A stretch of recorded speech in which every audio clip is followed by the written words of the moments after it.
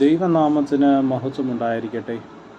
വലിയ നോമ്പിൻ്റെ 35-ാം ദിനം നമ്മുടെ ഒരുമിച്ചുള്ള ചിന്തയ്ക്കും ധ്യാനത്തിനുമായി തിരഞ്ഞെടുത്തിരിക്കുന്ന വേദഭാഗം എഫേസ്യർക്ക് എഴുതിയ ലേഖനം 2-ാം അധ്യായം 1 മുതൽ 10 വരെയുള്ളതായ വാക്യങ്ങൾ.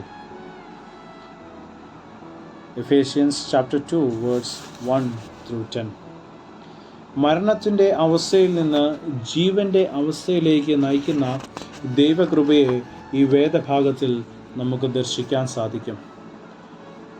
ലോകപ്രകാരമുള്ള മരണത്തിന് മുൻപേയുള്ള മരണത്തെക്കുറിച്ചും ജീവനെക്കുറിച്ചും പ്രതിപാദിക്കുന്നത് സാധാരണഗതിയിൽ ആശങ്കാജനകമാണ്. അതായത് 2 മരണവും 2 ജീവനും ഉണ്ടെന്നുള്ള ശ്രുതി അതിൽ അന്തർലീനമായി കിടക്കുകയാണ്. കൂടുതൽ വ്യക്തമാക്കുവാൻ നമ്മുടെ ഉള്ളിൽ തന്നെ 2 ജീവനുണ്ടെന്ന് കരുതാം. ഒന്ന് ജഡീകമായ ജീവനും രണ്ടാമത്തേത് ആത്മീകമായ ജീവനും. നാം ജനിച്ചപ്പോൾ തന്നെ നമ്മിലുള്ള 2 ശിശുക്കളായി ഈ ജീവനെക്കുറിച്ച് കരുതാം. ആത്മീയ ശിശുവിൻ്റെ ആഹാരം ആത്മീയമായതും ജഡീക ശിശുവിൻ്റെ ആഹാരം ജഡീകമായതും. കൂടുതൽ ഭക്ഷണം കിട്ടുന്ന ശിശു കൂടുതൽ ശക്തനാകും. കൂടുതൽ ശക്തമായത് നമ്മിൽ ആധിപത്യം നടത്തും. ആഹാരമെന്നത് കുറെ കൂടെ വിശാലമായ അർത്ഥത്തിലാണ്.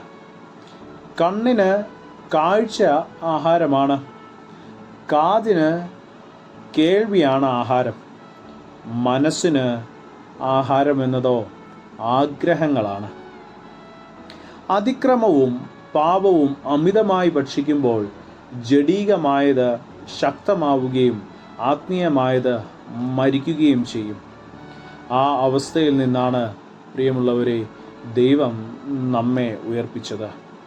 ലോകത്തിൻ്റെ കാലഗതിയും അനുസരണക്കേടിൻ്റെ ആത്മാവിനെയും അനുസരിച്ച് ജഡത്തിനും മനോവികാരങ്ങൾക്കും ഇഷ്ടമായ ജഡമോഹങ്ങളിൽ നടന്നാൽ സ്വാഭാവികമായും കോപത്തിൻ്റെ മക്കളായി ആത്മീയ മരണം സംഭവിച്ച അവസ്ഥയിലായിത്തീരും. ആത്മീയമായി മരിച്ച് ജഡീകമായി മാത്രം ജീവിക്കുന്നവർ ജഡീകമായ മരണത്തോടെ ഇല്ലാതെയാവുന്നു. വിശ്വാസത്താൽ രക്ഷിക്കപ്പെടുവാനുള്ള അവസരം ക്രിസ്തുവിൽ സൃഷ്ടിക്കപ്പെട്ടിരിക്കുന്നത് തന്നെ സൽപ്രവൃത്തികൾക്കായിട്ടുള്ള മുന്നൊരുക്കമായിട്ടാണ്. സാധാരണഗതിയിൽ ജഡീക ശിശുവിൻ്റെ വിശപ്പ് കൂടുതലും അതിനെ പരിപോഷിപ്പിക്കുവാനുള്ള ആഗ്രഹവുമായിട്ടാണ്. എന്നാൽ വചനത്തിലൂടെ ലഭിക്കുന്ന വെളിച്ചത്തിൽ ക്രിസ്തു യേശുവിലുള്ള വിശ്വാസത്താൽ യേശു കാട്ടിയതും പഠിപ്പിച്ചതുമായ മാർഗത്തിൽ നടന്ന് രക്ഷയുടെ കൃപയാലുള്ള ദാനം സ്വീകരിക്കുവാൻ പ്രിയരെ നമുക്ക് സാധിക്കണം. ഒന്നിൽ വിശ്വസിക്കുക, എന്നാൽ അത് സ്വീകരിക്കുക എന്നതാണ്. ഒരു രോഗി രോഗസൗഖ്യത്തിന് ഡോക്ടറിനെ വിശ്വസിക്കുന്നതിലൂടെ അദ്ദേഹത്തിൻ്റെ ചികിത്സ കൈക്കൊള്ളുവാൻ തയ്യാറാവുകയല്ലേ?